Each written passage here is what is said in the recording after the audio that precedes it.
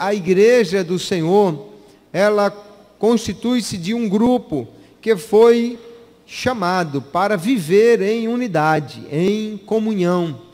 E nós precisamos cada dia aprender isto e colocar em prática. E quando olhamos para a igreja primitiva, a primeira igreja lá no século I, quando ela surgiu, nós vamos ver exatamente esta característica da igreja de viver em comunhão.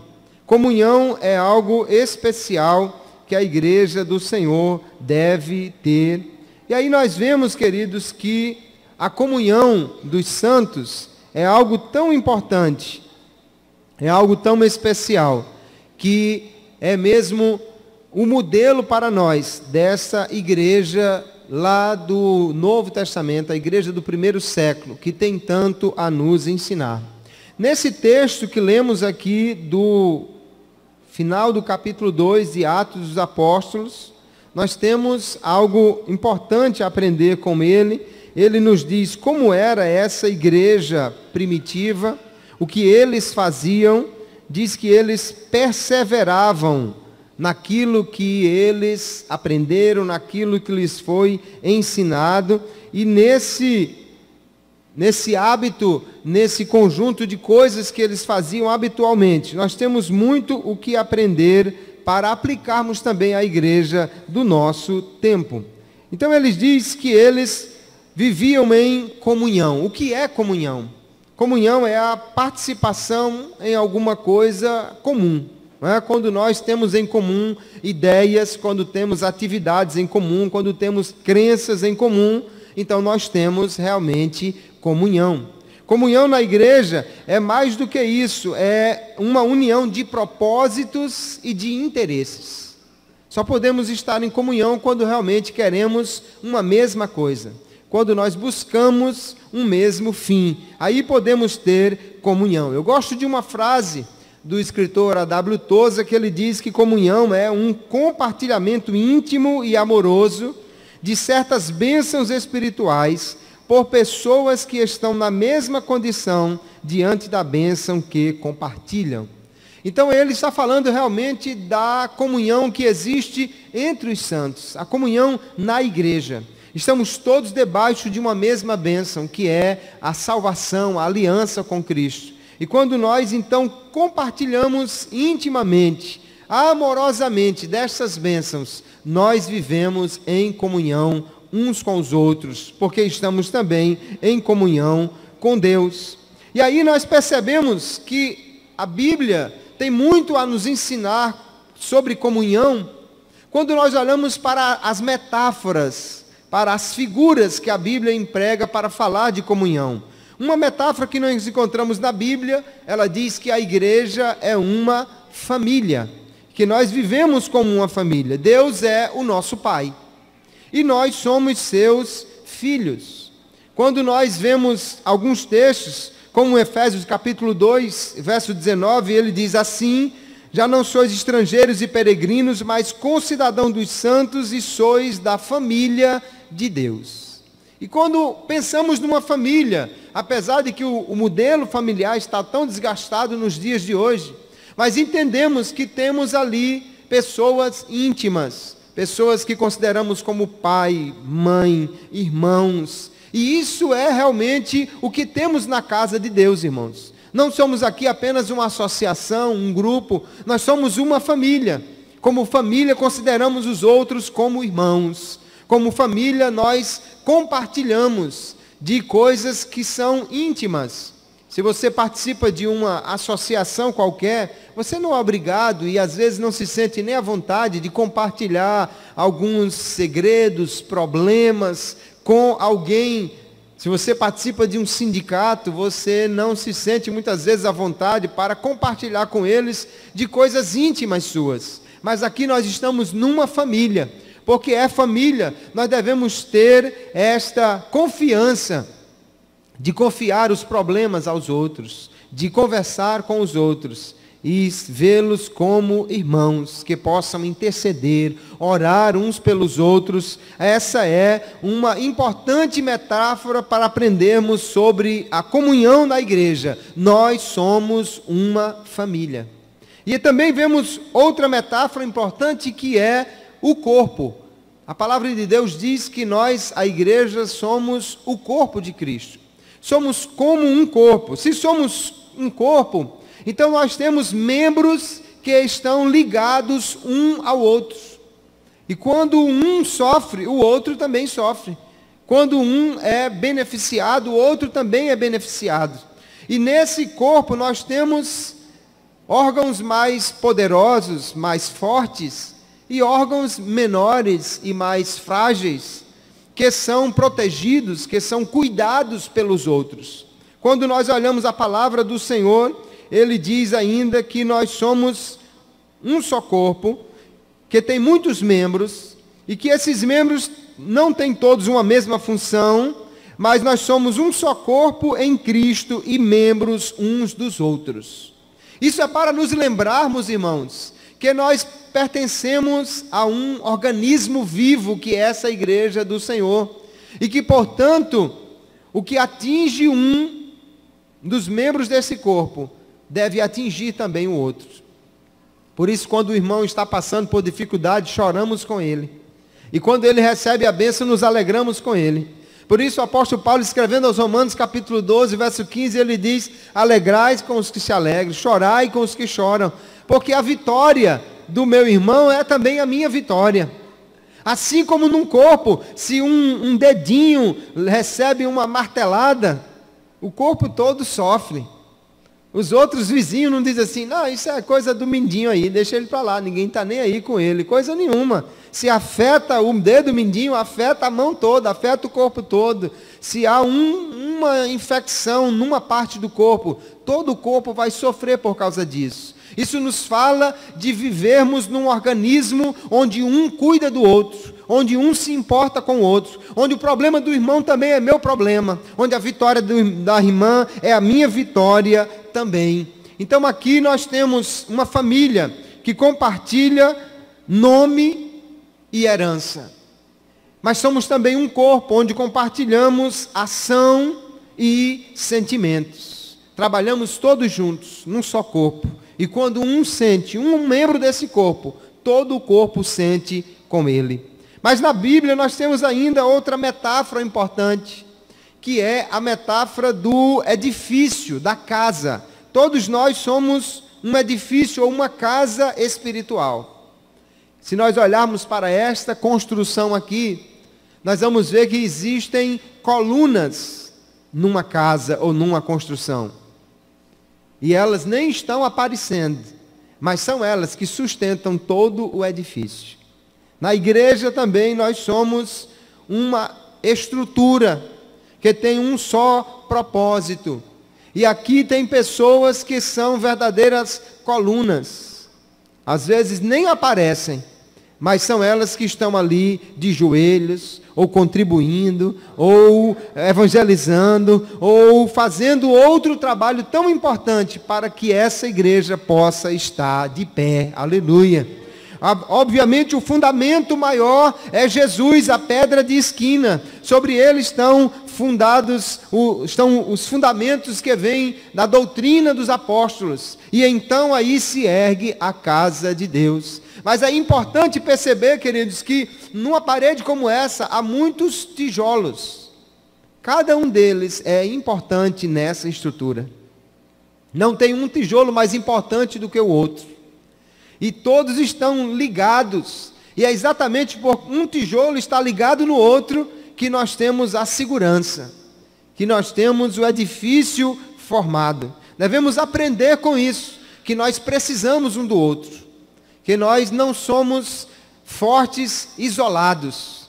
Se você pegar um tijolo desse e der para uma criança, talvez ela com um martelo quebra um tijolo sozinha. Mas quando ele está na parede, com as colunas, com o reboco, com tudo que tem, não adianta pedir uma criança para quebrar, que ela não vai conseguir. Então vemos aí que somos uma casa espiritual. e que um ajuda o outro, e juntos somos mais fortes. Aqui vemos Pedro dizendo isso, que nós, como pedra viva, somos edificados casa espiritual, e que nós somos, então, agradáveis a Deus por Jesus Cristo. A última metáfora que eu quero falar é que nós somos uma planta. A Bíblia diz que nós somos uma oliveira, uma videira, que nós somos uma colheita. Isso deve lembrar-nos que há uma única seiva que sustenta a cada um de nós, que é Jesus. Nós somos inteiramente dependentes dele. E como planta nós devemos dar frutos. Cristo é a videira.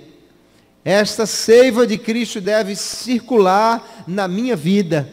E isso deve me fazer dar frutos. Nós temos então aqui uma comunhão orgânica, onde nós todos dependemos da raiz, mas que cada um de nós também tem a necessidade de frutificar, de dar frutos para o reino de Deus. Isso nós tomamos para mostrar que nós compartilhamos uma substância. Cristo é a substância que nós compartilhamos. E também compartilhamos resultados, que é o fruto que nós damos para o reino de Deus. Agora, quando nós olhamos todas essas metáforas juntas, percebemos como é importante a comunhão. Nós somos ao mesmo tempo uma família, onde um tem o outro como irmão, os mais velhos como pais, como Paulo ensinou a Timóteo, as moças como irmãs. Nós somos ao mesmo tempo uma casa onde um está ajudando o outro, sustentando o outro. Nós somos uma planta onde há uma seiva que corre, mas o fruto deve ser de cada um desses ramos, para entendermos então o propósito maior da comunhão na igreja. E aí voltamos para o texto de Atos capítulo 2, e vemos o que aquela igreja tinha em comum. Nós vemos que aquela igreja tinha como característica uma unidade na doutrina. Diz, eles perseveravam na doutrina dos apóstolos. E aí percebemos, irmãos, como é importante o ensino na igreja. Aquela igreja era uma igreja que aprendia, que perseverava no ensino dos apóstolos, que perseverava na doutrina. Quando nós aprendemos da palavra de Deus, e eu louvo a Deus por cada irmão que está sempre aqui no culto de doutrina, na escola dominical, porque quando nós aprendemos a palavra de Deus, nós nos tornamos mais fortes. Não somos levados por qualquer vento de doutrina. E quando toda a igreja está perseverando numa só doutrina, nós temos uma unidade, onde não há brecha para heresias, onde não há brecha para desvios doutrinários, onde a igreja se torna um corpo todo forte contra as investidas das seitas e de tantos outros pensamentos equivocados que surgem por aí.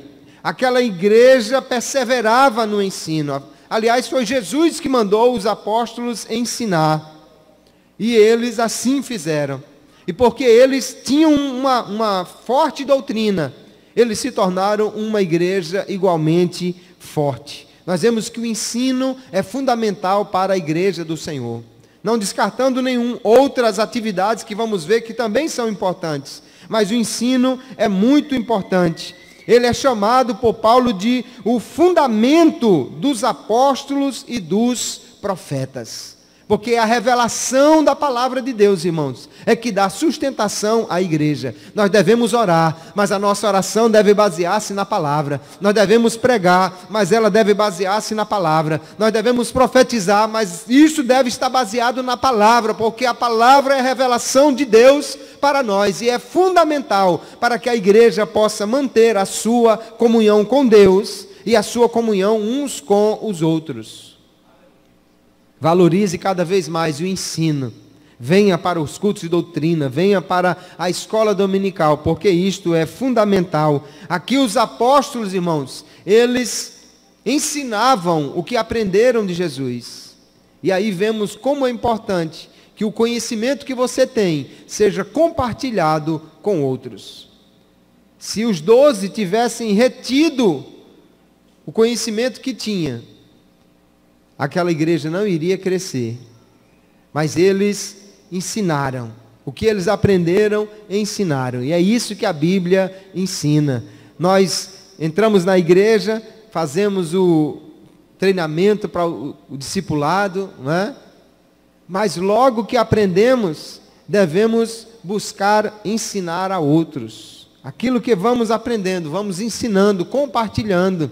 Quando alguém na igreja não compartilha o conhecimento que tem, em vez de gerar comunhão, isso gera divisão. Um acha que sabe mais, o outro acha que ele é que é o mestre e o doutor. Mas quando todos compartilham o conhecimento que vão recebendo do Senhor, a igreja cresce em comunhão e em unidade. A igreja ali tinha como característica dessa unidade a doutrina. Mas também ela tinha uma outra característica importante. Eles compartilhavam os seus recursos, as suas posses. Diz a palavra de Deus que eles vendiam suas propriedades, que eles repartiam com todos, segundo a necessidade que cada um tinha. E aí eles, também diz o texto, que eles estavam cada vez mais louvando a Deus, que eles estavam perseverando na doutrina, ou seja, no ensino, nas orações. Aqui fala não só de um compartilhar de recursos, mas também de dons que Deus havia dado àquela igreja. Eles vendiam suas propriedades. E o que nós notamos aqui é que não era um despojamento de riqueza, ou seja, eles não estavam se desfazendo dos bens porque entendiam que não deviam ter nada aqui nesta terra. É bem verdade que parece ter havido um exagero na igreja de Jerusalém nesse aspecto. Mas se você olha lá em Atos capítulo 12, por exemplo, quando Pedro foi aprisionado e depois foi solto pelo anjo, havia uma pessoa que era a mãe de João Marcos, né, chamada Maria, que tinha uma grande casa em Jerusalém, onde os discípulos estavam reunidos, e já não era um grupo de 12 pessoas, era um grupo grande, né, e onde também havia um portão lá fora, ao que dá a entender o texto, um pouco afastado da casa. Se você lembrar como normalmente eram as casas simples da Palestina, essa casa era uma casa grande, era uma casa de alguém que tinha posse. Então não vamos entender que os crentes de Jerusalém venderam tudo que tinham e ficaram pobres. Não, eles venderam algumas propriedades. Você olha lá em Atos capítulo 5, que foi exatamente o que Barnabé fez. Um terreno lá em Chipre, que pelo visto ele não iria precisar, e ele vendeu. Mas o propósito aqui, irmãos, era compartilhar o que tinham recebido de Deus, para que não houvessem pobres, miseráveis no meio da igreja. E ainda hoje, nós vemos a necessidade que há na igreja de compartilhar aquilo que Deus tem nos dado. Alguém pode dizer, mas eu não tenho muito. Mas se você pode compartilhar 1 quilo de arroz com um necessitado, você já está fazendo a sua parte. Se você pode compartilhar uma oferta com um irmão necessitado. Às vezes, irmãos, o que a pessoa precisa não é nem dinheiro nem alimentos. Às vezes o que ele precisa é alguém para tomar conta de um filho para ir no médico, de alguém que vá lá consertar uma torneira que a irmã viúva não sabe fazer. Às vezes é uma coisa simples, mas o que nós aprendemos com essa igreja primitiva, é que podemos compartilhar uns com os outros aquilo que temos, e com isso podemos minorar a necessidade, diminuir a necessidade daqueles que estão precisando. Não se engane, em qualquer igreja existem pessoas às vezes que estão muito necessitadas da sua ajuda. Às vezes parece uma coisa simples, mas há uma necessidade que você pode ajudar a suprir. Essa ideia de vender todas as propriedades, ou grande parte, nós não vamos encontrar na Bíblia como um mandamento, como uma doutrina, mas como um ato histórico isolado da igreja de Jerusalém. É bem verdade que a Bíblia nos ensina a olharmos para o céu e não apenas para a terra. A bem verdade é que a Bíblia nos ensina a não nos apegarmos apenas às riquezas e às coisas desta vida, mas também a Bíblia nos ensina a cada um construir uma casa sólida. A Bíblia nos fala sobre aplicar dinheiro com juros. A Bíblia não é contra esse tipo de coisa. O que ela nos mostra aqui é que não devemos acumular enquanto tem um irmão do lado que está necessitado de uma coisa que nós podemos repartir com ele. Essa igreja tinha comunhão, então, nas posses. Também um elemento de comunhão aqui era a alimentação, que tanto incluía alguns jantares, que às vezes eram chamados de as festas do amor, as festas ágape, quanto a própria Santa Ceia. O que é fato, irmãos, é que comer com alguém, na palavra de Deus, sempre simboliza estar em comunhão com essa pessoa. Você dificilmente vai chamar para almoçar na sua casa, jantar, fazer um lanche ou qualquer coisa, alguém que você não gosta, alguém que você não queira ter nenhum tipo de intimidade com ele. E a igreja aqui diz que eles se reuniam no templo e se reuniam também nas casas. E ali eles partiam o pão, o que fala da comunhão da Santa Ceia, não é? Mas também diz aqui, partindo o pão em casa, comiam juntos com alegria, no verso 46. O que nos dá a entender que não apenas a ceia estava aqui envolvida, mas também outros tipos de reunião, onde havia alimentação comum. O que eu acho interessante é que diz que eles comiam com alegria e com sinceridade ou singeleza de coração. Ou seja, eles se reuniam, irmão, simplesmente pela alegria de estar junto com o irmão. Eles se reuniam simplesmente pela alegria de compartilhar um pão com o irmão, de poder conversar à mesa, de poder falar das coisas que dizem respeito a um e a outro em torno daquela refeição ou daquela mesa, com sinceridade de coração. Hoje nós, infelizmente, vemos que há tanta gente por aí que faz coisas sem sinceridade.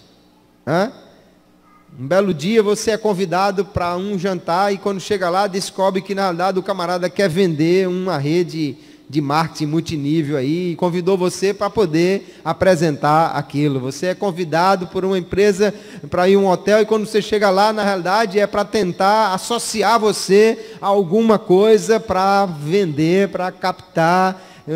Alguém liga para você e já aconteceu comigo, certamente com você também. Pastor, preciso muito ter uma conversa com o senhor, e lá vai, e marca lá na minha casa, ou na dele, ou no shopping, para a gente se encontrar, e quando chega lá, é o camarada querendo que você entre num esquema qualquer, ou compre alguma coisa a ele. Isso aqui não é sinceridade de coração.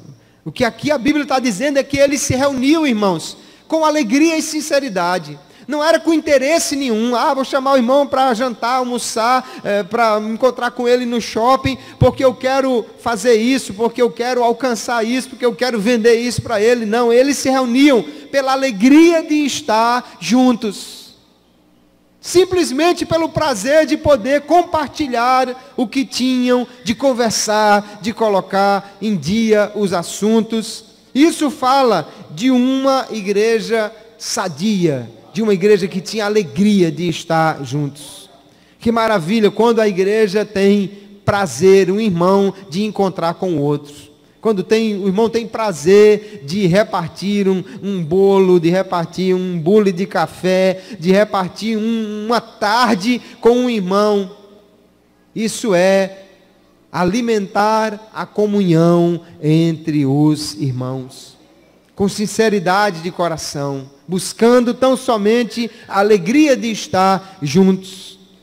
Essa igreja tinha ainda uma outra característica, que era o compartilhar das orações. Diz o texto que eles reuniam-se, perseveravam nas orações, que eles se reuniam nas casas e ali se encontravam para louvar ao Senhor. haviam reuniões de oração. No capítulo 3, primeiro versículo diz: Pedro e João subiam juntos ao templo à hora da oração. Olha que maravilha, crentes se reunindo, se unindo um ao outro para subir para orar. A oração, queridos, é algo fundamental para a igreja.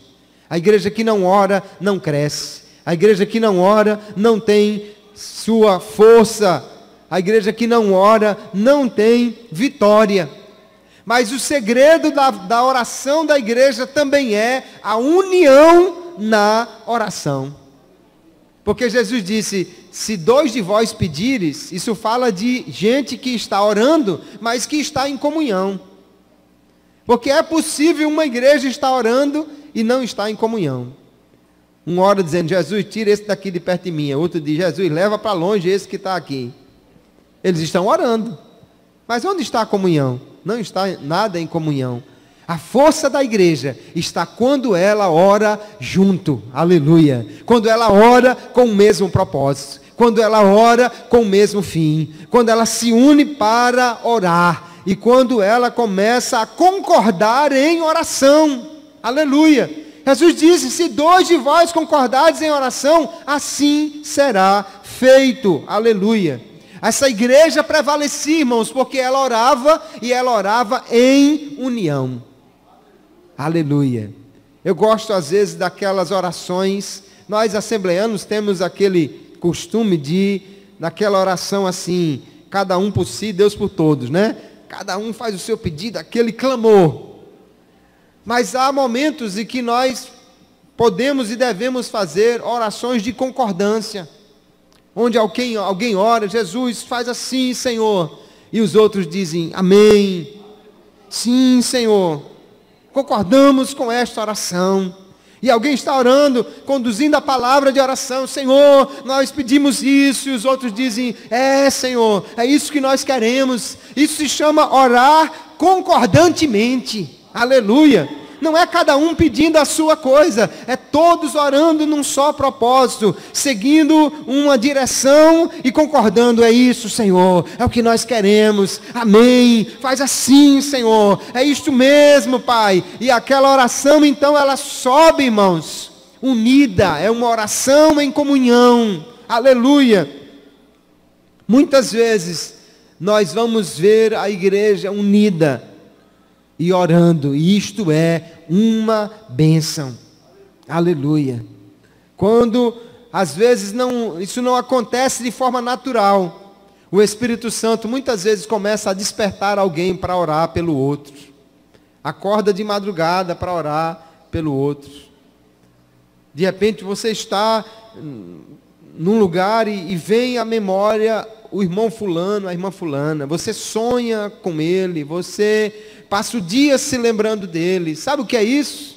Pode ser saudade também, mas é geralmente o Espírito Santo lhe lembrando: ore por ele, interceda por ele, apresente ele, aleluia. O Espírito Santo desperta, irmãos, para orarmos uns pelos outros, porque ele é o maior interessado que a igreja esteja unida e esteja orando uns pelos outros. A Bíblia manda orar uns pelos outros. A Bíblia manda interceder, levar as cargas uns dos outros. E quando a igreja faz isso, ela cresce em comunhão, cresce em união. Aleluia. Aquela igreja perseverava também no bom testemunho.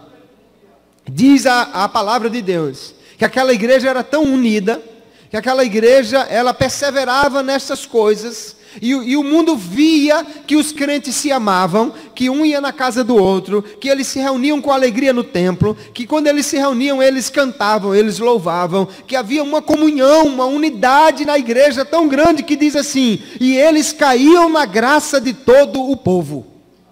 Aleluia! Havia um testemunho, irmãos, de unidade, e por causa disso, o povo todo olhava com graça para aquela igreja. Eles eram um testemunho vivo da presença de Cristo.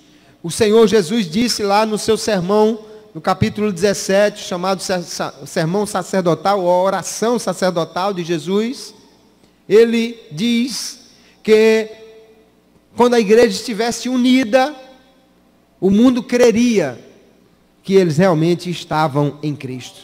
Aleluia. E a união da igreja, irmãos, é um forte testemunho para o mundo. Quando o mundo vê a igreja unida e orando, e com alegria, compartilhando, aleluia, o mundo é tocado. E alguém diz, há alguma coisa diferente naquela igreja. Eu sinto alegria quando eu vou ali. Olha, é um amor tão grande dos irmãos. Olha, quando eu vou naquela igreja eu me sinto muito bem, porque eu noto a união, a comunhão que existe entre eles. Isso é um testemunho vivo de que Jesus está no meio da igreja, quando ela vive em comunhão. E isso, irmãos, atrai as pessoas para a igreja. E o contrário, infelizmente, também é verdade. Quando você vê uma igreja desunida, quando você vê uma igreja que um vive jogando seta no outro, que um vive falando mal do outro, que um vive fuxicando do outro, quando você vê uma igreja assim, os vizinhos desses crentes geralmente não querem aceitar Jesus. Eu vou ser crente daquela igreja, Deus me guarde, ali é um ninho de maribondo aquilo ali. Olha, é uma confusão tão grande, olha, fulano contra cicrano, as famílias querendo isso, querendo aquilo. Ninguém gosta de ir numa igreja dessa, irmãos. Graças a Deus pela igreja que é unida, aleluia. Que a igreja permaneça, a igreja do Senhor, seja este exemplo de união, que o mundo veja e diga, vale a pena ir naquela igreja, eu me sinto bem quando eu vou nela, eu já estou pensando mesmo em me tornar crente, porque é um povo unido, abençoado, esse povo crente que serve a Jesus. E porque aquela igreja era assim unida, a Bíblia diz, e o Senhor todos os dias acrescentava à igreja aqueles que se haviam de salvar, ou aqueles que iam se salvando. Todos os dias aceitava gente naquela igreja. Que maravilha, né? Por quê? Porque via ali um grupo unido, que tinha uma doutrina sólida, que orava, que tinha união, comunhão. E isso, irmãos, fazia com que aquela igreja fosse procurada, buscada, e as pessoas quisessem fazer parte dela. Que Deus nos ajude, que possamos ter uma comunhão como desta igreja. E aí vamos ver muitos frutos dessa comunhão. Primeiro, a Bíblia diz aqui que havia temor de Deus. Havia reverência por estar na casa de Deus. Quando Deus usava os apóstolos. Alguém dizia que os crentes mais reverentes da história da igreja são aqueles que andavam em toda parte, como se estivessem num templo. Porque tem gente que, infelizmente, só tem reverência quando está no templo. No templo ele é crente, no templo ele é santo, no templo ele glorifica, no templo ele dá testemunho. Mas quando sai do templo, só a misericórdia divina. Lá no trabalho dele, lá na escola dele, lá na rua dele, lá na casa dele, meu Deus do céu. Mas aqui diz que eles tinham temor, que eles andavam com temor, porque eles estavam todo o tempo na presença de Deus, aleluia, e estavam ali, caminhando em temor diante do Senhor. Aqui também diz que haviam sinais e maravilhas por meio dos apóstolos. Isso fala, irmãos, de dons que eram compartilhados. Há uma coisa interessante na igreja. E o apóstolo Paulo diz lá em 1 Coríntios capítulo 14, quando ele ensina sobre o culto, ele diz, quando vos ajuntais, cada um de vós tem salmo, tem doutrina, tem revelação, tem língua, tem interpretação, faça-se tudo para edificação. Quando a igreja se reúne, irmãos, cada um pode usar o dom que Deus lhe deu, aleluia. E quando há comunhão, um canta, os outros se alegram, o outro prega, e os outros ouvem, o outro profetiza, e a igreja recebe, o outro toca, o outro traz outra participação, e assim a igreja vai crescendo unida, cada um fazendo aquilo que foi chamado por Deus para fazer. E isso faz então com que a igreja tenha a manifestação de Deus no seu meio. Uma igreja unida, onde cada crente é usado nos dons que recebeu de Deus. É uma igreja onde se vê sinais e maravilhas, onde se vê a manifestação de Deus ali. Essa igreja, já vimos que tinha assistência social, onde os pobres eram atendidos. Essa igreja tinha um crescimento por causa do testemunho dos crentes e por causa da ação de Deus e a cooperação dos crentes com o Senhor ali, pregando, perseverando no ensino, mas também dando um bom testemunho diante de todo o povo. E essa igreja crescia em adoração, porque todos participavam do culto. Um dia era no templo, outro dia era na casa de alguém. E ali a igreja crescia, porque ela vivia em comunhão. Que nós possamos olhar para esta igreja e aprender com ela a valorizar cada vez mais a comunhão que temos. Que você possa olhar para o seu irmão e entender, ele é o mesmo corpo que você, ele pertence ao mesmo corpo. Se ele estiver bem, você também vai estar bem. Ele é também uma casa, e você precisa estar unido a ele para poder ser mais forte. Ele é também uma família, ele é também uma planta. Se ele dá fruto, você pode dar fruto também, porque a mesma substância que há nele há em você. Aleluia. Mas o grande propósito da igreja, queridos, é glorificar ao Senhor e é frutificar para a edificação do reino de Deus aqui nesta terra. Que Deus nos abençoe. Ao Senhor seja a glória, o louvor, a honra. Que nós possamos aprender com esta igreja e colocar em prática isso. Tiago, ele diz uma coisa importante na sua epístola. Ele diz que nós devemos ser não apenas ouvintes, mas praticantes da palavra. Aleluia. Então, se você ouve a palavra, agora viva a palavra. Se você aprende a palavra, agora pratique a palavra. Se você viu a doutrina, recebeu a doutrina, agora ponha em prática na sua vida a doutrina. Vamos viver cada dia mais em comunhão. Vamos viver cada dia mais aprendendo uns com os outros, orando uns pelos outros, abençoando uns aos outros, compartilhando o que Deus nos deu com os outros, fazendo da igreja um organismo vivo, saudável, uma casa onde há paredes sólidas, uma planta que frutifica, para que o nome do Senhor seja glorificado em nossas vidas. Que Deus abençoe esta igreja e que cada vez mais haja comunhão no meio do povo de Deus.